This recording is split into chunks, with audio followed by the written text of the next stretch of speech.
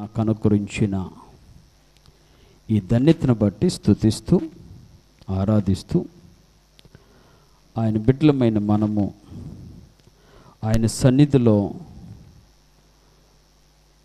గడపటానికి ఆయన చేసిన మేలులను తలపోసుకుంటూ ఆయన ఆరాధించడానికి దేవుడిచ్చిన ఈ గొప్ప ధన్యతను బట్టి దేవుడిచ్చినటువంటి మరొక నెలను బట్టి మరొక వారాన్ని బట్టి దేవుని స్తుతిస్తూ ఒక చిన్న విషయాన్ని మీకు తెలియపరచాలని ఆశపడుతున్నాను. పరిశుద్ధ గ్రంథములో ఆదికాండము 26వ అధ్యాయము,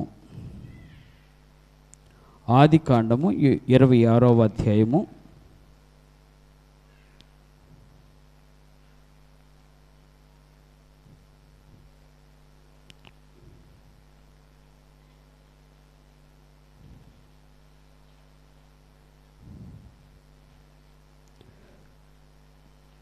30వ వచనాన్ని 29వ వచనం చివరి భాగం చదువుతున్నాను.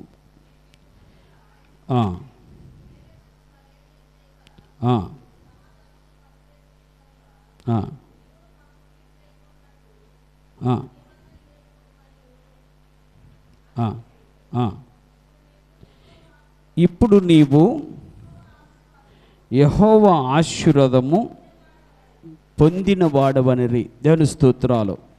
మరొకసారి మాటను మన హృదయంలో పెట్టుకుందాం.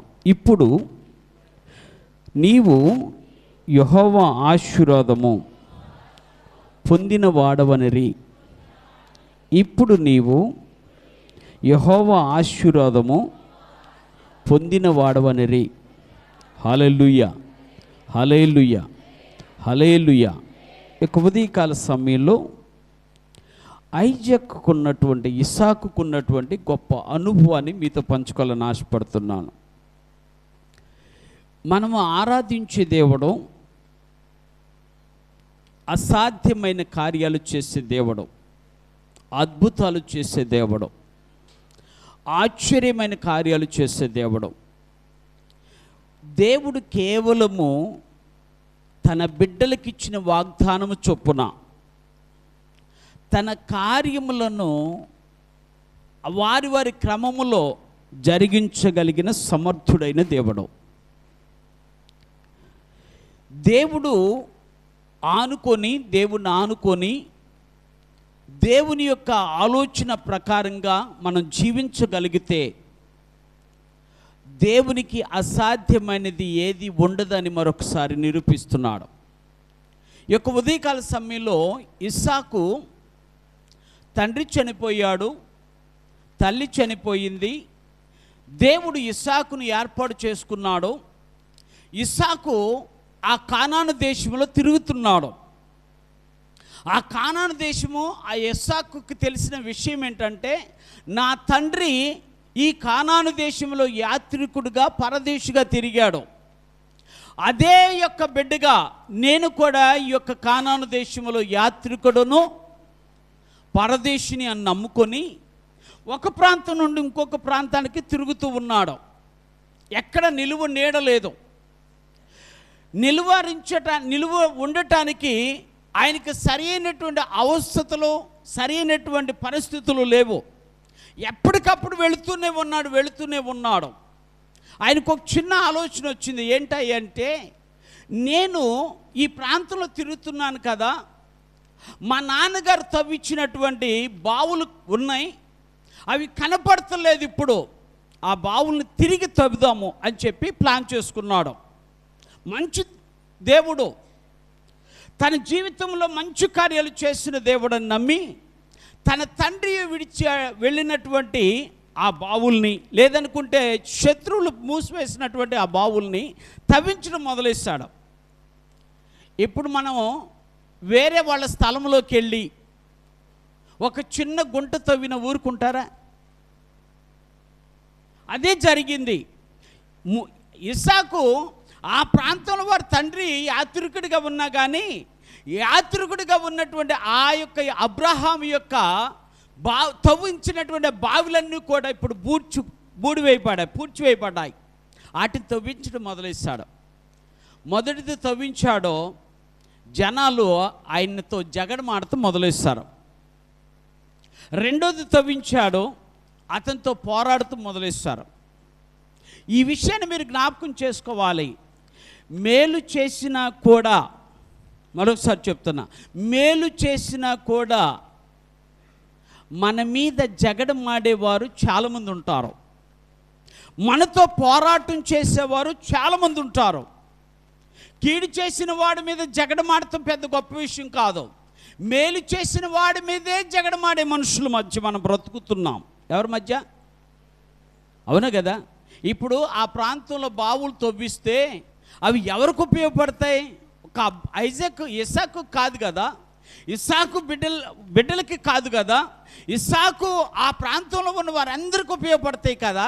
కానీ వారు ఇష్టపడలా, వారు అనుకోలా. కారణం ఏంటో చెప్పనా? ఇస్సాకు ఆ దేశంలో అద్భుతంగా ఆశీర్వదించబడుతున్నాడు. ఎలాగా? అద్భుతంగా ఆశీర్వదించబడుతున్నాడు. ఆయన ఆశీర్వాదాన్ని పోగొట్టుకోవటానికి, ఆయన ఆశీర్వాదాన్ని దొంగిలించడానికి, ఆయన ఆశీర్వదించబడకుండా ఆపు చేయటానికి మనుషులు వారి వారి తంత్రముల చేత, వారి వారి ఆలోచనల చేత ఇస్సాకుని ఆపు చేయాలని చూస్తున్నారు. ఆశీర్వాదం పొందకుండా ఉంచాలని చూస్తున్నారు. ఈ రోజున మీకుతో దేవుడు మాట్లాడుతున్న ఒక మాట ఏంటంటే, దేవుడు ఆశీర్వదించటం మొదలేశాడు అంటే ఆపటం ఎవరి తరం కాదు. దేవుడు ఒక్కసారి నిర్ణయించుకున్నాడు తన బిడ్డను దీవించాలి అంటే ఆ ఆశీర్వాదాన్ని ఎవరు కూడా నిలువరించలేరు, ఎవరు కూడా ఆపు చేయలేరు. ఎందుకంటే మన దేవుడు మాట తప్పని దేవుడు, మహిమ కలిగిన దేవుడు ఆయన. అందుకని యొక్క ఉదయకాల సమయంలో ఆయన ఆ రెండు బావులు దాటి తను అనుకున్నాడట, ఇంకొక బావి కూడా తవ్వుదాం, వీళ్ళు ఎలాగో మనల్ని పట్టించుకోవట్లేదో, వీళ్ళు మనతో పోరాడుతున్నారు, మనతో జగడమాడుతున్నారు, కాబట్టి ఇంకొక బావి తవ్వుదామని చెప్పి 26వ అధ్యాయంలో ఒక మాట చదువుతాను, జాగ్రత్తగా ఆలోచించేద్దాం. 26వ అధ్యాయము 22వ వచనం చదువుతున్నాను. అతడు అక్కడి నుండి వెళ్ళి మరి ఒక బావి త్రవ్వించెను. దాని విషయమై వారు జగడమాడలేదు గనుక అతడు ఇప్పుడు యెహోవా మనకు ఎడమ కలుగు చేసి ఉన్నాడు గనుక ఈ దేశమందు అభివృద్ధి పొందిదమనుకొని దానికి రెహబోతు అని పేరు పెట్టండి. దేవుని స్తోత్రాలు. ఇది చాలా చక్కని మాటలు. ఈ రోజున దేవుడు ఇస్సాకును దృష్టిలో పెట్టుకొని మనతో మాట్లాడుతున్న కొన్ని మాటలను జ్ఞాపకం చేసుకుందాం. ఇస్సాకు దేవుడు చేసిన కార్యాలను, ఇస్సాకు ఆరాధించిన దేవుడు చేసిన కార్యాలను, ఇస్సాకు అభినందించినటువంటి దేవుడు చేసిన కార్యాలను, ఇస్సాకు మహిమపరిచినటువంటి దేవుడు చేసిన ఆ మహిమ కలిగిన కార్యాలను గురించి మనం ఆలోచించేద్దాం. అందుకనే ఇస్సాకు అంటాడు, అతనట జగడమాడారని అక్కడ నిలిచిపోలే, గొడవలాడుతున్నారు, పోరాటం చేస్తున్నారని అక్కడ నిలిచిపోలే. ఆయన సైలెంట్గా మరొక ప్రాంతానికి వచ్చాడు. మొదటి సత్యం చెప్తున్న ఈ ఉదయకాల సమయంలో, నీవు ఎప్పుడైతే ఈ మనుషుల మధ్య అనేక పోరాటాలు వచ్చినా, ఎంతమంది జగడమాడినా, నువ్వు సమాధానముగా నిశ్శబ్దంగా నువ్వు వెళ్ళగలిగితే నీవు ధన్యుడవు. అర్థమవుతుందా? ఎన్ని పరిస్థితులన్నా రాని, నీకు అనుకూలమైన పరిస్థితులు రాకపోయినా, ప్రతికూలమైన పరిస్థితులు వచ్చినా, silence is the best answer for all your duties. నిజముగా చెప్తున్నా, దేవుని సన్నిధిలో నువ్వు బిడ్డగా, దేవుని యొక్క ఆరాధించేటువంటి ఆరాధికురాలుగా, దేవుని మహిమపరిచే బిడ్డగా నువ్వు ఉన్నప్పుడు, ఇటువంటి సమయంలోనే నువ్వు నిశ్శబ్దాన్ని ఆలోచన చేసుకొని నిశ్శబ్దంగా మూవ్ అవుతూ ఉంటే దేవుడు తప్పనిసరిగా నీ పక్షాన్ని నిలబడటానికి ఏమాత్రము ఆలస్యము చేయడు. అందుకని ఆయన అంటాడు, ఆయన అక్కడ ఉండలా, ఎక్కడుండలా, జగడలాడే వాళ్ళ దగ్గర ఉండలే, పోరాటం చేసే వాళ్ళ దగ్గర ఉండలా, షిత్నాలో లేడు, వీటికి పేరు పెట్టాడు, ఎస్సేకులో లేడు, ఆయన ఈయన ఎక్కడికి వచ్చాడు ఇప్పుడు అంటే రెహబోతులోకి వచ్చాడు. ఎక్కడికి వచ్చాడు? రెహబోతు. అది చాలా అద్భుతమైనటువంటి అనుభవం ఇస్సాకుకి. జాగ్రత్తగా ఆలోచి. అందుకని ఈ ఉదయకాల సమయంలో నేను కొన్ని విషయాలు మీతో పంచుకోవాలని ఆశపడుతున్నాను. అది మొదటి మాటగా దేవుడు అభివృద్ధి చెందించాలని ఆకాంక్షించే దేవుడు. నీవు నేను అభివృద్ధి చెందటం ఆయనకి ఇష్టం. ఆమె చెబుదామా? నువ్వు నేను ఆశీర్వదించబడతాం ఆయనకి ఇష్టం. అసలుగా ఆయన ఈ లోకంలో నిన్ను మాత్రమే దీవించాలని ఆశపడుతున్నాడు. ఎవరిని? ఇప్పుడు నేను అడుగుతా, తండ్రి తన ఆస్తి ఎవరికి పంచుతాడు? మన దేవుడు మనకు తండ్రి అయితే మన ఆస్తి ఎవరికి పంచాలి? ఆయన ఆస్తి ఎవరికి పంచాలి? మనకే పంచాలి. అందుకే నువ్వు ఈ ఉదయకాల సమయంలో దేవుడు మాట్లాడుతున్న మాట ఏమిటంటే, నిన్ను ఎప్పుడు అభివృద్ధి చెందించాలని కోరిక కలిగిన దేవుడు నువ్వు నేను ఆరాధించే దేవుడు. నువ్వు అభివృద్ధి చెందటం ఆయనకి ఇష్టమో, నువ్వు దీవించబడతాం ఆయనకి ఇష్టమో, నీ స్థితి మార్చబడతాం ఆయనకి ఇష్టమో, నీకు ఉన్నతమైన స్థానమును ఇవ్వటం ఆయనకి ఇష్టమో. ఇస్సాకు అనుకున్నాడు ఏమని? ఎంతమంది మనుషులు మధ్య గొడవలు పడుతూ నేను జీవించడం కంటే సమాధానంగా వేరే ప్రాంతం వెళ్ళిపోతే బాగుంటుంది అనుకున్నాడు. అందుకనే రెహబోతుకు వచ్చాడు. రెహబోతులో దేవుని యొక్క అభివృద్ధిని చూశాడు. దేవుని స్తోత్రాలు. ఇది మొదటి అనుభవం. అందుకే నేను అప్పుడు చెప్తున్నాను ఏమని అంటే, దేవుడు ఆశీర్వదించడం మొదలేశాడా? ఆశీర్వాదాన్ని దొంగిలించడం కానీ, ఆశీర్వాదాన్ని తప్పించడం కానీ, ఆశీర్వాదం మనకు రాకుండా చేయటం కానీ ఎవడి తరం ఈ లోకంలో లేదు అని చెప్పగలుగుతాను. ఎవడి తరము కాదు అని చెప్పగలుగుతాను. అందుకనే మీరేం చేయాలి తెలుసా? మనం ఏం చేయాలి తెలుసా? అయ్యా, ఇస్సాకును అభివృద్ధి చేసినట్లుగా నన్ను అభివృద్ధి చేయవా. ఇస్సాకును ఆశీర్వదించినట్లుగా నన్ను ఆశీర్వదించవా. ఇస్సాకును దీవించినట్లుగా దేవా నేను కూడా నీ దీవెన పొందాలి. నేను కూడా. అర్థమవుతుందండి? నువ్వు ప్రార్థిస్తే ఆలకించే దేవుడు నీ దేవుడు. అడిగితే ఇచ్చే దేవుడు ఆయన. అందుకనే ఆయన అడుగు వాటన్నిటికంటే అధికముగా ఇస్తానని సెలవిచ్చిన దేవుడు. ఈ ఉదయకాల సమయంలో నువ్వు నేర్చుకోవాల్సిన సత్యం ఏమిటంటే, నీ దేవుడు నువ్వు దీవించబడాలని ఆశ కలిగి ఉన్నాడు. ఎవరున్నారు ఈ లోకంలో? నేను ఒకరోజు ఒక దైవజనుడు వర్గీస్ గారు అని, ఒక పీటీ వర్గీస్ అంటారు, ఆ దైవజనుడు చెప్పిన ఒక సాక్ష్యాన్ని మీతో పంచుకోవాలని ఆశపడుతున్నాను. ఆయన ఒకరోజునట గంగా నది పరివార ప్రాంతంలోకి వెళ్ళి సువార్త ప్రకటిద్దామని చెప్పి ఆ ప్రాంతంలోకి వెళ్ళాడట. ఆ ప్రాంతంలోకి వెళ్ళి అందరూ గంగా నదిని గురించి బాగా చెప్పుకుంటున్నారు కదా, అది చాలా పవిత్రమైన గ్రంథం అంటే నది అనుకుంటున్నారు కదా, దాన్ని చూద్దామని చెప్పి వెళితే ఆయన అటువైపు ఉన్నాడో ఇటువైపు ఒక కుటుంబము ఆ యొక్క ప్రాంతంలోకి వచ్చింది. ఒక చిన్న బిడ్డను ఎత్తుకొని భార్యాభర్తలు ఇద్దరు వచ్చారు. వచ్చిన తర్వాత ఆ భార్యాభర్తలు ఇద్దరు ఆ నదిలోకి దిగారు. నదిలోకి దిగిన తర్వాత ఆ చిన్న బిడ్డను తీసుకొని వెళ్ళారు. ఆ నదిలో ఆ చిన్న బిడ్డను వదిలేసేసారు. ఈయన మళ్ళా తిరిగి రావాలి. ఆడు తిరిగి వచ్చేసే లోపల ఈయన ఈ బిడ్డ ఇల్లు వదిలేసి వెళ్ళిపోయారు. వచ్చిన తర్వాత అయ్యా మీరు ఏంటి ఎందుకు అలా చేశారని అడిగితే వాళ్ళు చెప్పిన సమాధానం ఏంటో చెప్పనా? నా బిడ్డని ఈ గంగా నది కోరుకుంది అందుకని ఇచ్చేసాను అన్నాడు. ఎవరు? నా గంగమ్మ దేవత కదా, దేవుడు కదా, ఆయన కోరుకున్నాడు, నేను ఇచ్చేసాను అని చెప్పి ఆ బిడ్డని ఇచ్చేసానని చెప్పాడు. అప్పుడు వర్గీస్ గారు అన్న మాట ఏంటో చెప్పనా? దేవుడు ఇచ్చేవాడే కానీ తీసుకునేవాడు కాదు అన్నాడు. ఎవరు మన దేవుడు? మన దేవుడు ఎవరు? ఇచ్చే దేవుడు. ఆయన తీసుకునేవాడు. బిడ్డల్ని ఇచ్చింది ఆయనండి. బిడ్డల్ని ఇచ్చింది ఆయన. ఆయన తీసుకునే దేవుడు మాత్రము కాదు అని ఆ మాట విన్న తల్లిదండ్రులకి భయం వేసిపోయింది. అవును కదా, దేవుడు ఇచ్చేవాడుగా ఉన్నాడు కదా, దేవుడు తీసుకునేవాడు కాదు కదా, ఇప్పుడు అనవసరంగా మన బిడ్డల్ని ఇచ్చేసామో ఇది ఎంత తప్పు అని చెప్పి అప్పుడు అన్నారట, అయ్యా ఆ మాట ఒక్క గంట ముందు, ఎంత ఒక గంట ముందు కనుక చెప్పినట్టయితే ఈ రోజున నా బిడ్డతో కలిసి ఆనందంగా ఉండేవాడిని. అర్థమవుతుందా మీకు? ఈరోజు నేను ఎందుకు ఈ విషయం చెప్తున్నా అంటే, నువ్వు ఆరాధించే దేవుడు నీకు ఇచ్చే దేవుడే. నీవు ఆరాధించే దేవుడు నీకు ఇవ్వటానికి ఇష్టపడేవాడే.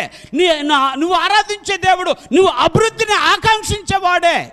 నువ్వు ఆరాధించే దేవుడు నీ యొక్క ఆశీర్వాదమును చూసి ఆనందించేవాడే. ఆయన మనుష్యుడు కాదు. దేనికి?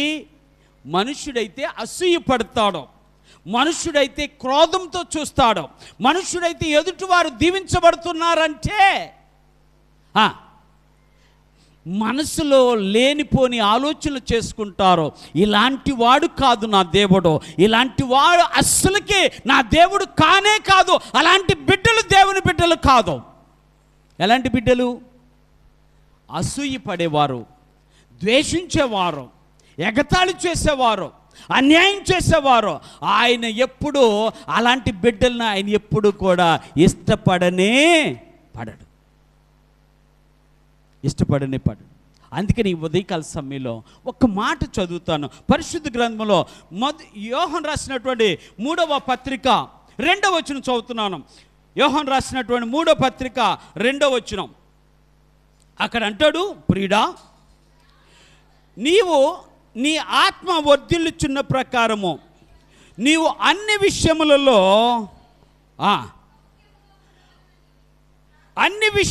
వర్ధిల్లుచు సౌఖ్యముగా ఉండవలనని ఎంతమంది ఉన్నామో ఒకసారి ఆలోచన చేయాలి. ఎంతమంది ఉన్నాము ఈ విషయంలో? దేవుడు చెప్తున్నటువంటి మాట భక్తుడైనటువంటి యోహాను గారు రాస్తూ అంటాడు, అయ్యా మీరు ఆత్మ విషయంలో వర్ధిల్లుచున్న ప్రకారము అన్ని విషయాలలో వర్ధిల్లాలని సౌఖ్యముగా ఉండాలని నేను ప్రార్థిస్తున్నా.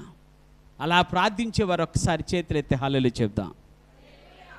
అర్థమవుతుందా మీకు? దేవుని బిడ్డలు మనం చేయవలసినటువంటి పని ఏంటంటే, దేవుడు ఆశీర్వదించాలని ఆశపడుతున్నప్పుడు ఆయన సన్నిధిలో నువ్వు ప్రార్థించాల్సిన ప్రార్థన ఏంటంటే, అయ్యా నా వారు ఆత్మ విషయంలో వర్ధిల్లాలి, నేను ఆత్మ విషయంలో వర్ధిల్లాలి. అదే కాదు, నేను సౌఖ్యముగా అన్ని విషయాలలో అభివృద్ధి పొందుతూ నేను సౌఖ్యముగా ఉండాలి, నా వాళ్ళందరూ సౌఖ్యముగా ఉండాలి. చెప్పనా? ఒక చిన్న చెడు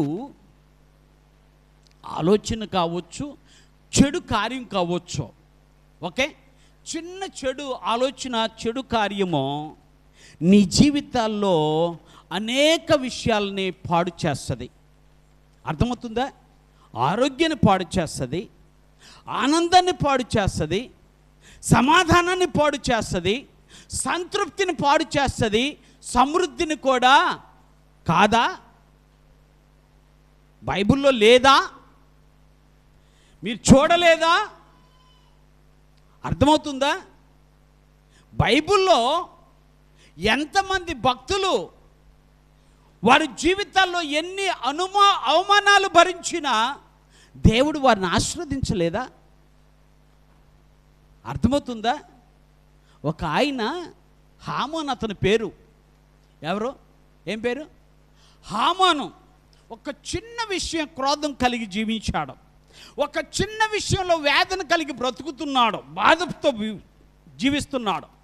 ఏంటా చిన్న విషయం అంటే, ఆయన వచ్చినప్పుడు గేటు దగ్గర ఉన్న మొర్దెకై దండం పెడతలా, వందనాలని చెప్పటల్లా. ఏం చెప్పటలే? చిన్న విషయం కాదా? మనం ఎంతమందికి చెబుతాం? మనలో మన మాట మనం ఎంతమందికి చెబుతాం వందనాలని? పక్కన వాళ్ళకే చెప్పలేము, పక్కన వాళ్ళకే చెప్పలేము. అయ్యో ఆ మొక్క నేను చూడాలనిపించట్లేదు నాకు. ఎక్కడికి వచ్చి మిమ్మల్ని ఏమనాలి? మిమ్మల్ని? దేవుని మందిరంలోకి వచ్చిన నీవు అలాంటి మాటలు అంటుంటే నిన్నేమనాలి? నువ్వు విశ్వాసం అని అనాలా? నువ్వు దేవుని బిడ్డవని అనాలా? నువ్వు దేవునిలో ఎదుగుతున్నావని అనాలా? నువ్వు దేవుని రాజ్యానికి వారసురాలు అని అనాలా? పరలోక రాజ్యం నీదే అని చెప్పాలా? ఎలా చెప్పగలుగుతాం? ఆలోచించండి. దేవుడు అదే మాట్లాడుతున్నాడు. చివరికి వందనం పెట్టినటువంటి హామాను కోపపడి క్రోధోద్రిక్తుడై రాజును సహితము తన వశము చేసుకొని, ఎవరిని? రాజును సహితము తన వశము చేసుకొని, రాజా నువ్వు అధికారం ఇస్తే చాలు ఈ యూదులందరినీ నాశనం చేస్తాను అన్నాడు. అని యూదులందరినీ నాశనం చేయడానికి పన్నాగం పన్ని చివరికి మొర్దెకై చంపడానికి, మొర్దెకైని ఉరి తీయటానికి ఉరికొయ్య తయారు చేశాడు. మహానుభావుడు. అర్థమవుతుందా? ఎవరి కోసం? మొర్దెకై కోసం. విచిత్రం ఏంటో చెప్పనా? మహాదేవుడు మొర్దెకై పక్షాన ఉన్నాడు. అదే ఉరికొయ్య మీద హామానును ఉరి తీయించాడు. అర్థం కాలే? నువ్వు గుంట తవ్వితే ఎదుటోడికి గుంటలో పడతాడనుకుంటున్నావేమో. నువ్వే పడతావు. నగ్న సత్యం. నువ్వే పడతావు. అయ్యో నేను చాలా అలర్ట్గా ఉంటాను అంటావేమో, నేను తెలివిగా ఉంటాను అంటావేమో, నన్ను తవ్వింది గుంట ఎవరి కోసమో నాకు తెలుసు కదా అనుకుంటావేమో. తెలియకుండానే దాంట్లో పడతావు. ఓ తల్లి, ఓ చెల్లి, ఓ తమ్ముడా, ఓ సహోదరుడా, ఓ దేవుని బిడ్డ, నీతో చెప్తున్న మాట ఏంటంటే నువ్వు సౌఖ్యంగా ఉండవాలని ప్రార్థన చేయటమే కాదు, నీ చుట్టూ ఉన్నవారు సౌఖ్యంగా ఉండాలని ప్రార్థన చేయి. అప్పుడే ఇస్సాకును అభివృద్ధి పరిచిన దేవుడు, ఇస్సాకుకు అనుభవం ఇచ్చిన దేవుడు నీకు కూడా ఇదే అద్భుతమైన అనుభవాన్ని ఇస్తాడు. నీవు పొరుగు దేశంలోనైనా, పొరుగు ప్రాంతంలోనైనా, ఇరుగు పొరుగు వారి ఎదుటనైనా దేవుడు నిన్ను ఒక దినాన అభివృద్ధి చేయటం మానడు. అభివృద్ధి చేస్తూనే ఉంటాడు.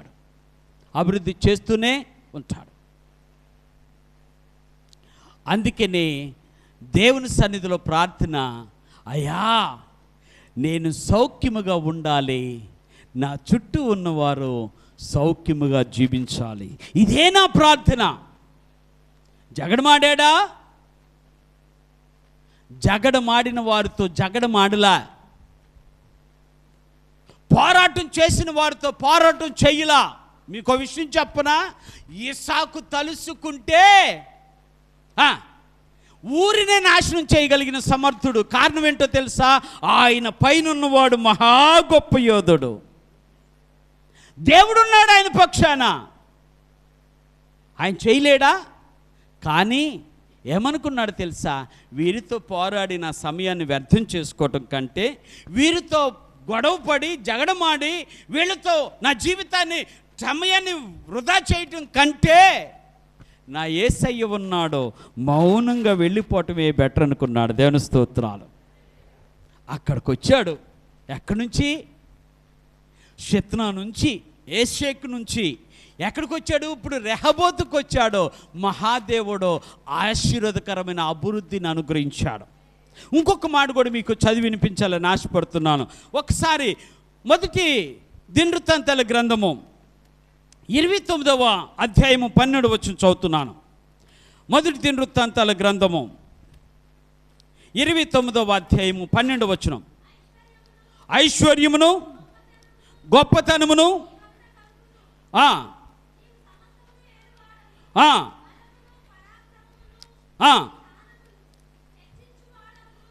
హెచ్చించువాడవును. దేవుని స్తోత్రాలు. హెచ్చించువాడు యెహోవాయే, బలమిచ్చువాడు బలవంతుడైన దేవుడే. దేవుని స్తోత్రాలు. ఏమిస్తాడట? అర్థమవుతుందా మీకు? ఆయన ఏమిస్తాడు?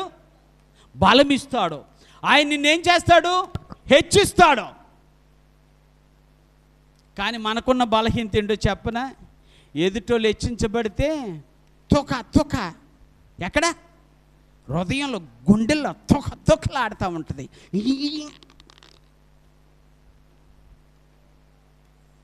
ఈ తొగతొకపోతే కానీ నువ్వు ఎలా ఉంటావు? తొగతొకపోతే శుభ్రంగా ఉంటావు, తొగతొకపోతే ఆనందంగా ఉంటావు. అదే మానుకోండి. దేవుని బిడ్డలుగా చెప్తున్నా, దేవుని సన్నిధిలో చెప్తున్నా, నువ్వు దేవుని బిడ్డగా కొనసాగుతున్నప్పుడు నీలో ఉన్న ఆ యొక్క క్రోధము ఏమైపోవాలి? మట్టుమాయమైపోవాలి. అలా అయిపోతేనే దేవుడు నీకేమిస్తాడు? బలమిస్తాడో, నిన్ను హెచ్చిస్తాడు. ఎవరి గురించి ఆలోచించక్కర్లా. ఎప్పుడు ఒకరి గురించి ఆలోచిస్తే ఏమవుతుందో తెలుసా? నువ్వు ఆలోచించాల్సింది మర్చిపోతావు కాదా? ఎప్పుడు వాళ్ళ గురించి ఆలోచిస్తే నువ్వు చేయవలసింది చేస్తావా? మరి ఎందుకు మానుకుంటావా? మానుకోవాలి. ఎందుకు? అది నీకు మంచిది కాదు, అది నీకు ఆశీర్వాదం కాదు, అది నీకు అభివృద్ధి కాదు, అది నీకు అనారోగ్యం తీసుకొస్తుంది. అందుకని ఏం చేయాలి? అయ్యా, బలమిచ్చే దేవుడుగా, హెచ్చించే దేవుడుగా నన్ను హెచ్చించు, నా బిడ్డలను కూడా హెచ్చించు, నా సంఘాన్ని హెచ్చించు.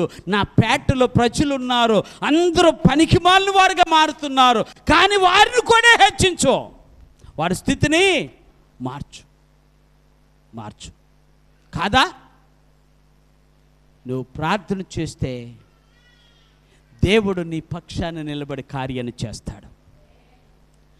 నువ్వు ప్రార్థన చేస్తే దేవుడు జవాబిచ్చి జీవితాలను మార్చేస్తాడు. అందుకని ఈ ఉదయకాల సమయంలో నా ప్రియ దేవుని బిడ్డలారా, ఆయన నిన్ను హెచ్చించే దేవుడుగా ఉండాలని ఆశపడుతున్నాడు. నిన్ను అభివృద్ధి చేసే దేవుడుగా ఉండాలని నీకు బలమునిచ్చే దేవుడుగా ఉండాలని ఆశపడుతున్నాడు. నీ ప్రతి అవసరతను తీర్చే దేవుడుగా ఉండాలని ఆశపడుతున్నాడు. అందుకనే ఇస్సాకు రెహబోతులోకి వచ్చిన తర్వాత ఏమైపోయిందంట? జగన్ ఆడేవాళ్ళు లేకుండా పోయారంట. దేవుని స్తోత్రాలు. తగాదులాడేవాళ్ళు లేకుండా పోయారట. ఓకే, జగన్ ఆడేవారు లేరు, తగాదులాడేవారు లేరు, పోరాటం చేసేవారు లేరు. చక్కటి అనుభవంలోకి వచ్చేసాడు. ఎలాంటి అనుభవం అంటే, నా దేవుడు రెహబోతులో నన్ను ఆశీర్వదించడానికి సిద్ధముగా ఉన్నాడు. నన్ను రెహబోతులో ఆశీర్వదించడానికి నా దేవుడు సిద్ధంగా ఉన్నాడు.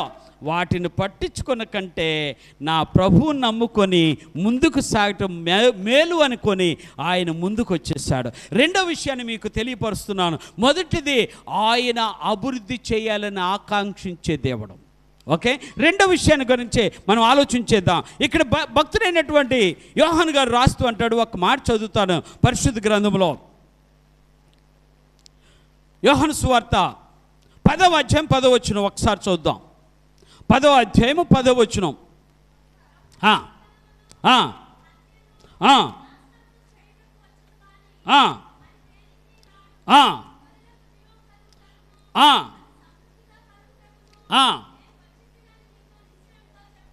దేవుని స్తోత్రాలు. ఏమంటున్నాడంటే, దేవుడు యేసుక్రీస్తు అట ఈ లోకానికి వచ్చింది పాడు చేయడానికి కాదట. ఏం చేయడానికి? అర్థమవుతుందా? దేవుని బిడ్డలు ఎక్కడ నిలిచినా బాగుపడాలి తప్ప వారు పాడైపోకూడదు. దేవుడి బిడ్డలు నిలిస్తే అలా ఉండాలి. భక్తుడైనటువంటి యోహాను గారు చెబుతూ అంటాడు, దొంగ దోచుకోవటానికి వస్తాడు, కానీ యేసుక్రీస్తు ఎందుకు వచ్చాడు చెప్పనా? జీవాన్ని ఇవ్వటానికి, రెండవది సమృద్ధి అయిన జీవాన్ని ఇవ్వటానికి యేసుక్రీస్తు ఈ లోకానికి వచ్చాడు. రెండో మాట చెప్తున్నాను, జాగ్రత్తగా ఆలోచించండి. నీ దేవుడు వచ్చిందే నిన్ను దీవించడానికి. దేవుని స్తోత్రాలు. ఎవరు మన దేవుడు? యేసుక్రీస్తు వచ్చింది ఈ లోకంలో శపించడానికి కాదండోయ్. మనమైతే శపిస్తాం, మనుషులం కాబట్టి కదా, శపిస్తామా లేదా? కానీ మన దేవుడు వచ్చింది శపించడానికి కాదు. ఆయన ఎందుకు వచ్చాడట? దీవించడానికి వచ్చాడు. యేసుక్రీస్తు మనలను దీవించడానికి వచ్చాడు. ఆయన వచ్చిందే ఎందుకు? ఇప్పుడు చెప్తా, ఆయన వచ్చిందే మనకు సమాధానం కలిగించడానికి, ఆయన వచ్చిందే మనకు సమృద్ధిని కలిగించడానికి, ఆయన వచ్చిందే మన జీవితాల్లో సంతోషాన్ని కలిగించడానికి. అందుకే నా భక్తుడు పాట రాస్తూ అంటాడు, పాపపు ఊబిలో పడియుండగా లేవనెత్తి నన్ను రక్షించితివే. ఎక్కడ? అవును కదా, ఎంత మహాదేవుడో. ఊపిలో ఉన్నామండి. ఎక్కడ ఊపిలో? ఎవరు పట్టించుకోలేనటువంటి ఊబిలో, ఎవరు కూడా దగ్గరకు రానటువంటి ఊబిలో, ఎవరు కూడా చెయ్యి అందించలేనటువంటి స్థితిలో మనం ఉంటే, మన ఎవరు కూడా చూసి చెయ్యి అందించే వాళ్ళు లేనటువంటి పరిస్థితిలో నా దేవుడు ఈ లోకానికి వచ్చి నన్ను పాప ఊబిలో నుండి బయటికి రప్పించాడు. పాప ఊబిలో నుండి రప్పించాడు. అర్థమవుతుందా? అంత గొప్ప దేవుడు. అందుకని ఈ యొక్క ఉదయకాల సమయంలో నేను చేయవలసినటువంటి పని ఏంటంటే, ఆయన నాకు సమృద్ధిని ఇస్తాడు కాబట్టి, ఆయన నాకు సంతోషాన్ని ఇస్తాడు కాబట్టి, ఆయన నాకు జీవాన్ని ఇస్తాడు కాబట్టి, నా జీవితంలో నేను చేయవలసిన మొట్టమొదటి పని ఏంటంటే, నేను ఆయనకి స్థలం ఇయ్యటం నేర్చుకోవాలి. ఏంటండి? ఎక్కడ? స్థానం ఇటు నేర్చుకోవాలి. ఎవరికి? అందుకని భక్తుడు అంటాడు, ప్రథమ స్థానము ప్రభుదైతేనట. ఏది? ప్రథమ స్థానము ప్రభుదైతేంట, నువ్వు ఎప్పుడూ ప్రథముడువేనట. ఎప్పుడు నువ్వు ఎవరికి ఇస్తే? ప్రభువుకి నువ్వు ప్రథమ స్థానం ఇస్తే నువ్వు ఎప్పుడు ఎలా ఉంటావు? మనం ఏమి ఇస్తాం ప్రథమ స్థానం? దేవుని స్తోత్రాలు. అందుకని ఉదయకాల సమయంలో దేవునికి ప్రథమ స్థానం ఇవ్వటానికి నువ్వు సిద్ధపడితే దేవుడు నీకు ఎప్పటికైనా ప్రథముడుగానే నిన్ను ఉంచుతాడు. ఎప్పుడు ప్రథముడిగా ఉంచుతాడు. ఎందుకంటే నా దేవునికి ఉన్న గొప్పతనం ఏంటంటే, ఆయన మాట తప్పని, ఆమెను చెప్దామా, మాట తప్పని దేవుడు. మాట ఇచ్చాడా ప్రాణమైన ఇస్తాడు, కానీ మాట మాత్రము తప్పడు. మాట మాత్రం తప్పడు. ఆయనకి ప్రథమ స్థానము నువ్వు నేను గనక ఇవ్వగలిగితే, ఆయనకి ప్రథమ స్థలము మనం ఆయనకి ఇవ్వగలిగితే, దేవుడే మన పక్షాన ఉండి మన ప్రార్థన ఆలకించి మన జీవితాలను బాగు చేస్తాడు. అందుకని ఆయన అంటాడు, నేను దొంగను కాదు, నిన్ను దోచుకోవటానికి రాలేదు, నేను జీవమును ఇవ్వటానికి వచ్చాను, సమృద్ధి అనే జీవాన్ని నీకు ఇవ్వటానికే వచ్చాను. ఇంకొక వచనం కూడా చదువుతాను, మీకు అర్థమవుతుంది. అక్కడ పరిశుద్ధ గ్రంథంలో యోహాను రాసినటువంటి సువార్తమానం 15వ అధ్యాయము 7వ వచనం కూడా ఒకసారి చదువుతున్నాను.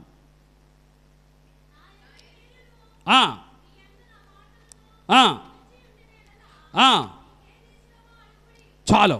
దేవుని స్తోత్రాలు. ఏంటడా? నాయందు మీరు, మీ యందు ఎవరి మాటలు ఉండాలి? ఇప్పుడు నేను ఒక మాట అడుగుతా. ఇప్పుడు నా దగ్గర ఒక బాటిల్ ఉంది. ఆ బాటిల్ నిండా నీళ్లు పోసిన తర్వాత పాలు పోతే ఒంటియా ఏమవుతాయి? కలిసిపోతాయి. ఏమ రైట్? కలిసిపోతాయి. ఇప్పుడు నీ బాటిల్లో నీళ్ళు ఉన్నాయా, పాలు ఉన్నాయా? నీళ్ళ పాలు ఉన్నాయి. ఏ పాలు?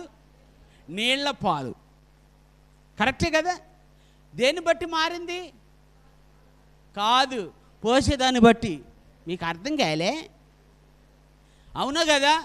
పాలు పోసావు కాబట్టి తెల్లగున్నాయి. దాంట్లో ఒకవేళ ఇంకేదన్నా వేరే రంగు పోసావు అనుకో, ఏముంటుంది? కరెక్టేనా? నేను చెప్పేది కరెక్టేనా? ఏది పోస్తే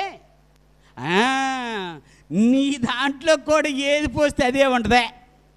అర్థమవుతలే? నీ జీవితం, నా జీవితం ఒకవేళ నీళ్ళ జీవితమైనా, నీళ్ళ పాలైన జీవితమైనా, అర్థమైందా? నువ్వు ఏది పోస్తే అదే నీ స్థితిని బయటికి చూపిస్తుంది కాదా?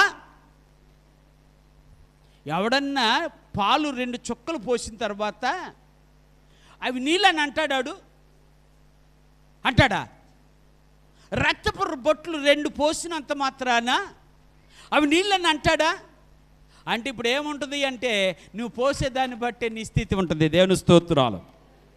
నువ్వు చేసేదాన్ని బట్టే నీ స్థితి ఉంటుంది. నువ్వు ఎలా ఉన్నావో దాన్ని బట్టే నీ స్థితి ఉంటుంది. నన్ను ఎవరు గౌరవించట్లేదు, పర్వాలేదు,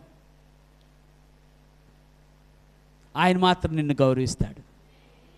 I like you very much, he loves you very much.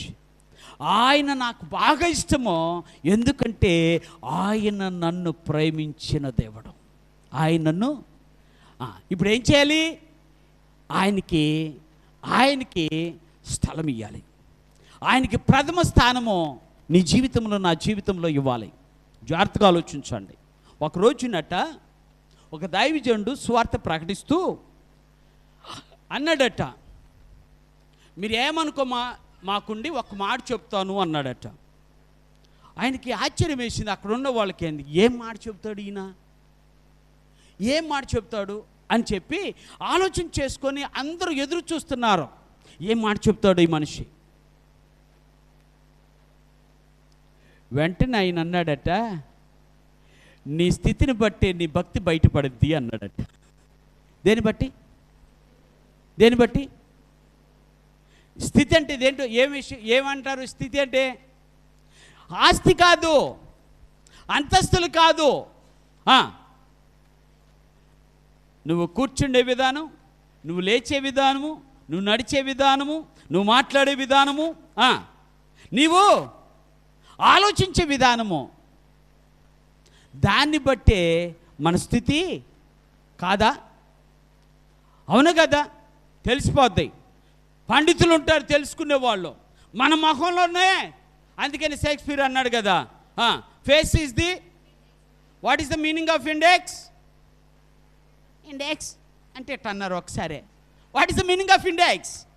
The things that are there in the heart, in the book, that is called index. Index అంటే నీ ఏమైతే ఆ పుస్తకంలో రాయబడి ఉన్నాయో అన్నీ ఒక పేపర్ మీద ఉంటాయి, ఒకే పేపర్ మీద. ఆ పేపర్ చూస్తే తెలిసిపోద్ది ఏమని, దీంట్లో లోపల ఏముండియో. అలాగే చూస్తే తెలిసిపోద్ది నీ లోపల ఏముందో. నీ లోపల కాదా? ఏడ్చేవాడిని ఈజీగా గుర్తుపట్టలేమా? నవ్వేవాడిని ఈజీగా గుర్తుపట్టలేమా? ఆలోచించేవాడిని ఈజీగా గుర్తుపట్టలేమా? బాధపడేవాడిని ఈజీగా గుర్తుపట్టలేమా? నీకు దేవుడే ఎంత శక్తి ఇచ్చినప్పుడు ఆ దేవునికి ఇంకెంత శక్తి ఉందో. అందుకనేం చేయాలి? అయ్యా, ప్రథమ స్థానం ఇచ్చే భాగ్యాన్ని నాకు దయచే, ప్రథమ స్థలం ఇచ్చే భాగ్యాన్ని నాకు దయచే. స్థలము నీదే, స్థానము నీదే. అదే ప్రార్థన అయితే దేవుడు ఆ రోజున ఇస్సాకును అభివృద్ధి చేసినట్లుగా నిన్ను అభివృద్ధి చేస్తాడు. మరొకసారి వచ్చిన చదువుతాను, జాగ్రత్తగా ఆలోచించేద్దాం. 22వ అధ్యాయము 26వ అధ్యాయము 22వ వచనం. అక్కడి నుంచి వెళ్ళి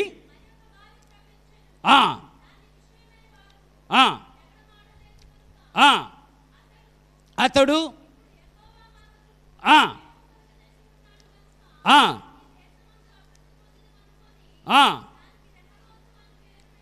అక్కడ అంటాడు, ఇప్పుడు నేను 2 ప్రదేశాలు దాటిపోయా.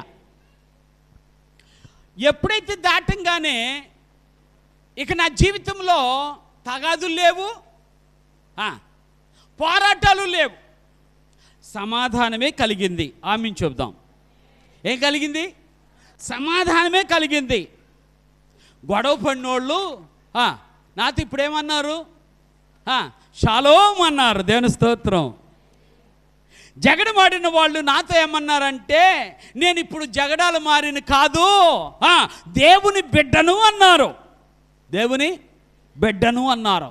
No Sitnah, no Esek, I came to Rehoboth అన్నాడు. దేవుని స్తోత్రాలు. ఇక్కడ సమాధానం దొరికింది, సమాధానం దొరికింది. రెండోది అంటాడు ఆయన, ఇక్కడ నాకు అభివృద్ధి కలిగిస్తాడని ఆశ కలిగింది అన్నాడు. దేవుని స్తోత్రం. ఈ రెండింటి కారణం ఏంటో చెప్పనా? సమాధానమైన అభివృద్ధి అయినా దేవుడు చేస్తాడు అని నమ్మాడు. ఆమె చెబుదాం. ఈ మాట మర్చిపోవద్దు, మనమందరం గుర్తుపెట్టుకుంటాం. ఎప్పుడు కూడా ఏమని గుర్తుపెట్టుకుంటాము? నమ్మిన వానికి సమస్తము. అవునా? మరి మనకెందుకు సాధ్యం కావట్లే? మనం జగడాల మనుషులము,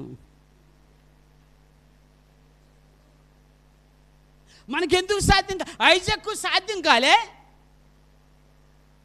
ఐజాక్కు నమ్మిన దేవుడు కాదా నువ్వు నమ్మింది? మరి మనకెందుకు సాధ్యం కావట్లా?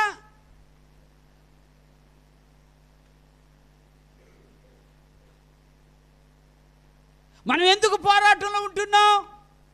మనం ఎందుకు పగ తీర్చుకోవాలనుకుంటున్నాం? మనం ఎందుకు దేవునికి చోటు ఇవ్వకుండా ఉంటున్నాం? మనం ఎందుకు దిగజారిపోతున్నాం? ఇస్సాకు ఆరాధించిన దేవుడే కదా నువ్వు ఆరాధించేది, నేను ఆరాధించేది. Why we are doing like that? ఎందుకు మనం అలా చేస్తున్నాం? ఎందుకు మనం ఇలాగుంటున్నాం? కారణం ఏంటంటే మనలో సాతానుడు నమ్మకత్వాన్ని ఏం చేశాడు? ముక్కలు ముక్కలు చేసేసాడు. ఏం చేశాడు? మన మీద, మన దేవుని మీద ఉన్న మన నమ్మకత్వం ఏమైపోయింది? ఇప్పుడు నమ్మకం ఏమైపోయింది?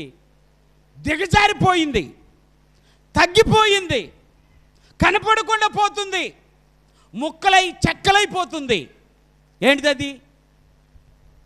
కాదా? ఒకసారి ఆలోచించండి.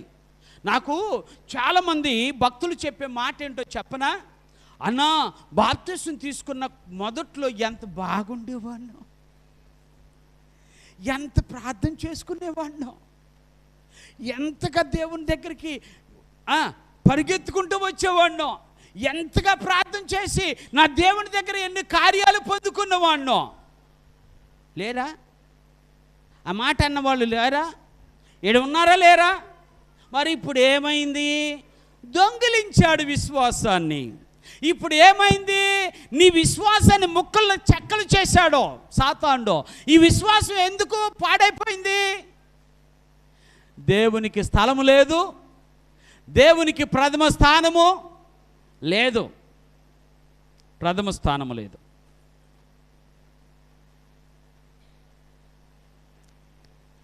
దేవుడు అందుకని అంటున్నాడు, ఇస్సాకుతో దేవుడు మాట్లాడుతున్న మాట, ఇస్సాకు నువ్వు బయటకు వచ్చావా, నిన్ను అభివృద్ధి పరుస్తా. దేవుని స్తోత్రం. దేంట్లో నుంచి? షెత్నాలోంచి బయటికి రావాలి, యెషేకులో నుంచి నువ్వు బయటికి రావాలి. అప్పుడే నీకు రెహబోతు అనుభవము కలుగుతుంది. ఆడే ఉండి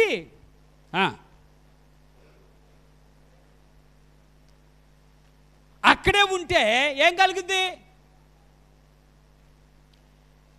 1,00,000 రూపాయలు ఇంట్లో పెట్టుకున్నాం.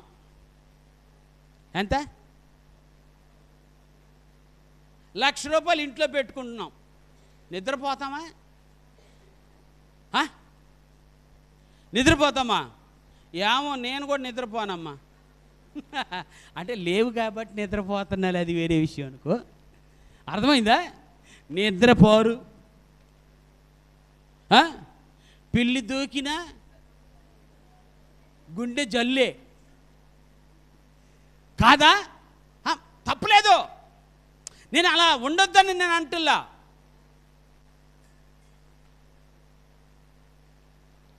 కానీ మన ధైర్యం ఏంటో తెలుసా? నా దేవుడు అది ఆయనది, అవి ఆయన ఇచ్చినవి. నా అవసరత ఏంటో ఆయనకే తెలుసు. అవి నువ్వు తాళం వేయకుండా ఉండనే అక్కడే ఉంటాయి. దేవుని స్తోత్రాలు. ఏంటికి? ఈ మధ్య తాళాలు వేసినా పగలగొట్టే పనిలే, జోక్ కాదు, రియల్. పగలగొట్టే పనిలే.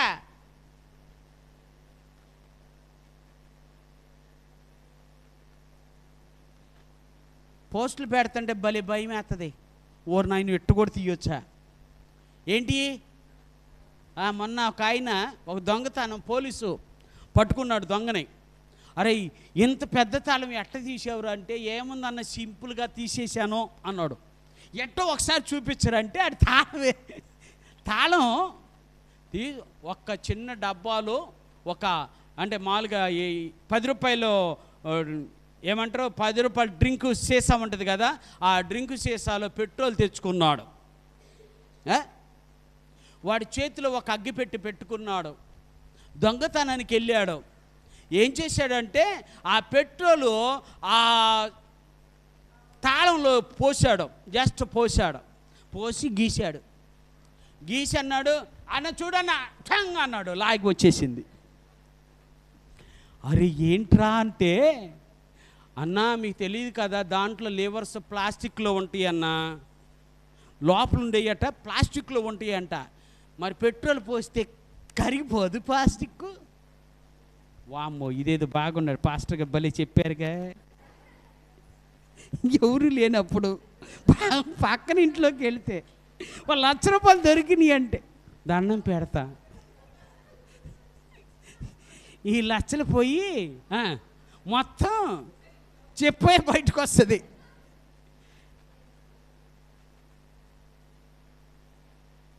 నువ్వు నమ్మగలిగిన దేవుణ్ణి నువ్వు నమ్మగలిగితే, నమ్మకమైన దేవుడు నీ నమ్మకత్వానికి తగిన ప్రతిఫలము నీకు ఇస్తాడు. అందుకని మనం ఆ వచనం చదివి నేను ముగిస్తున్నా. అది 26వ అధ్యాయము ఇందాక చదివినటువంటి వచనం 29వ వచనం చివరి భాగం. ఇప్పుడు నీవు యెహోవా ఆశీర్వాదము, ఎవరంటున్నారు? ఆ ఊరోళ్ళు, ఆ ప్రదేశంలో ఉన్నవాళ్ళు. ఎప్పుడైతే ఆయన రెహబోతుకు వచ్చేసాడో, రెహబోతు నుండి తన జీవితంలో జరిగిన కార్యాలను చూస్తూ ఆయన అంటాడు, అయ్యో నీ నమ్మకత్వం వలన దేవుడు నిన్ను ఎంతగా ఆశీర్వదించాడు అన్నారు. దేవుని స్తోత్రాలు.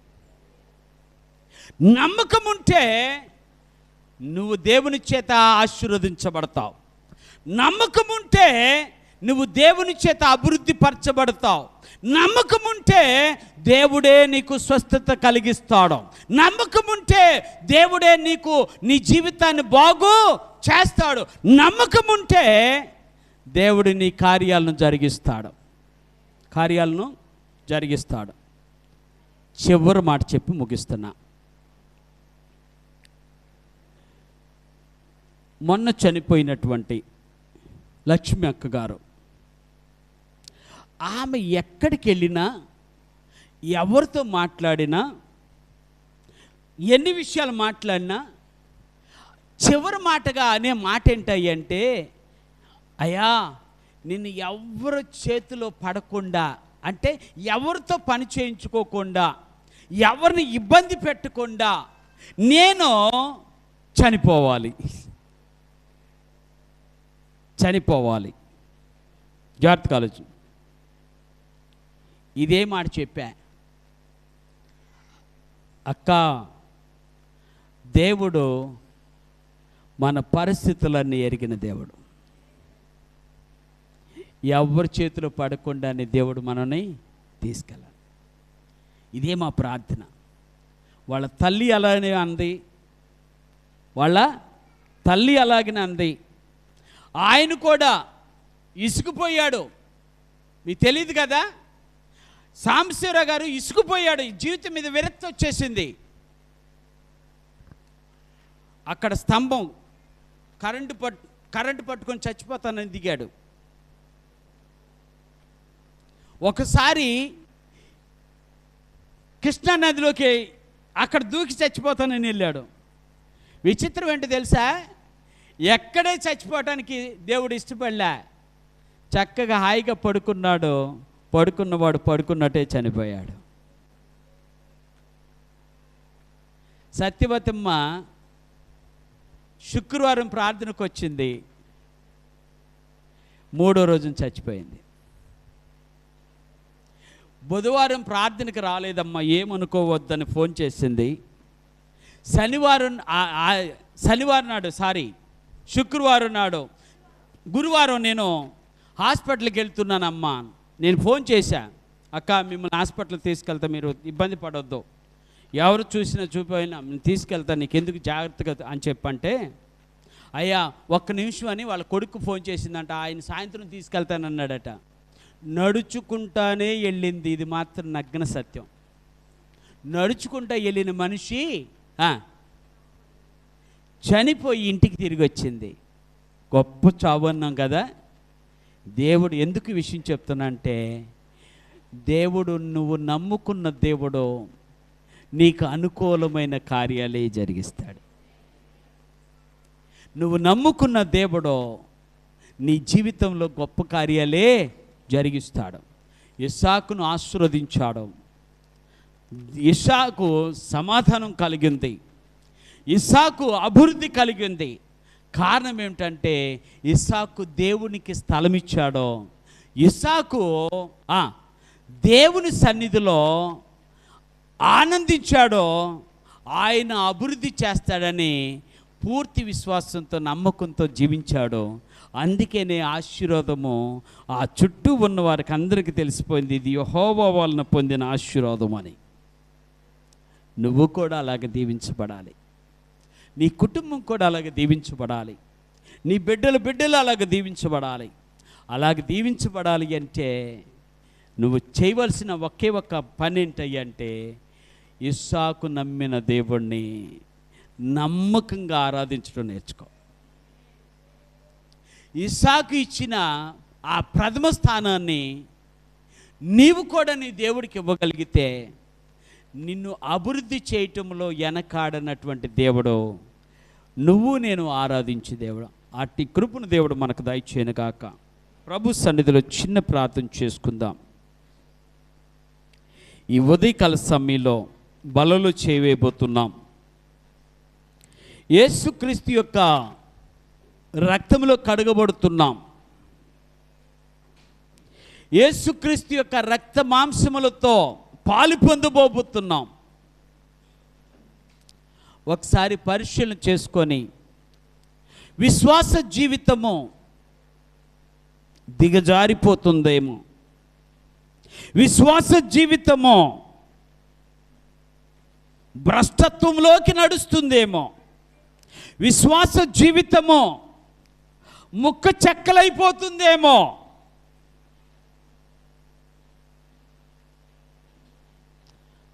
అలాంటి క్రియలు జరిగించే సాతానుకు దూరంగా ఉండు. వాడు క్రియలకు దూరంగా జీవించడానికి ప్రయత్నం చేయి.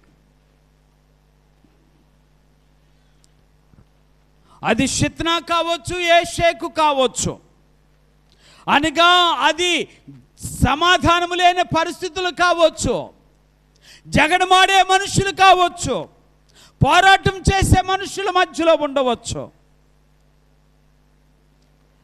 వారికి దూరంగా ఉంటే దేవుడే అభివృద్ధిని కలిగిస్తాడు, దేవుడే సమాధానం కలిగిస్తాడు, దేవుడే నిన్ను ఆశీర్వదిస్తాడు, దేవుడే నీ జీవితాన్ని అభివృద్ధిలోనికి నడిపిస్తాడు. ఈ ఉదయకాల సమయంలో ఆయనతో ఒక చిన్న ప్రార్థన చేద్దాం. అయ్యా, మాకు ఇలాంటి అనుభవం కావాలి, రహబోతు అనుభవం కావాలి. అక్కడ సమాధానం దొరుకుతుంది, అక్కడ అభివృద్ధి కలుగుతుంది, అక్కడ ఆశీర్వాదము సమృద్ధిగా కలుగుతుంది, దొరుకుతుంది. రెహబోతు అనుభవాన్ని మాకు దయచేయి. మాకు సమాధానం కావాలి, మాకు సమృద్ధి కావాలి, మాకు సంతోషము కావాలి, మాకు స్వస్థత కావాలి, అది కేవలం నీ దగ్గరే దొరుకుతుందని నమ్ముచున్నామయ్యా అని ప్రభు సన్నిధిలో ప్రార్థన చేద్దాం. నీవే మాకు దయచేయండి ప్రభు అని ప్రార్థన చేద్దాం. పరిశుద్ధుడు అని తండ్రి, ఈ ఉదయకాల సమయంలో నాతో మాతో మాట్లాడిన శ్రేష్టమైన 3 మాటలను బట్టి స్తుతిస్తున్నాం. అయా తండ్రి ప్రభు, దీవించే దేవుడవు నీవే. అయా తండ్రి, స్థలమిస్తే సమస్తమును జరిగించగలిగిన దేవుడవు నీవే. అయా తండ్రి ప్రభు, నమ్మిన వాటన్నిటిని అనుగ్రహించగలిగిన దేవుడవు నీవే. సహాయం చేయండి. ఈ ఉదయకాల సమయంలో ఇస్సాకు కలిగినటువంటి రెహబోతు అనుభవం మాలో కూడా కలిగించండి, మాకును కలిగించండి, మాకును దయచేయండి. ఎవరైతే ఈ ప్రార్థన ప్రభు తండ్రినైనా ఏకీభవిస్తున్నారో, వారి హృదయాలు ఈ ప్రార్థన చేస్తున్నారో, వారికి నీ నామములో అభివృద్ధి కలుగునుగా కానీ సెలవిస్తున్నా, ఆశీర్వాదం దొరుకునుగా కానీ సెలవిస్తున్నాను, సమాధానంతో ఉందురుగా కానీ సెలవిస్తున్నాను, సంతోషంతో జీవించుదురుగా కానీ సెలవిస్తున్నాను, సమృద్ధితో వారి కుటుంబము నిత్యము వర్ధిల్లుదురుగా కానీ సెలవిస్తున్నాను. సహాయించి మహిమ పొందమని యేసు నామమున ప్రార్థించి వేడుకుంటున్నాను పరమ తండ్రి. ఆమేన్, ఆమేన్, ఆమేన్. హల్లెలూయా, హల్లెలూయా. ప్రభువుని స్తన అప్పగింపు రాత్రి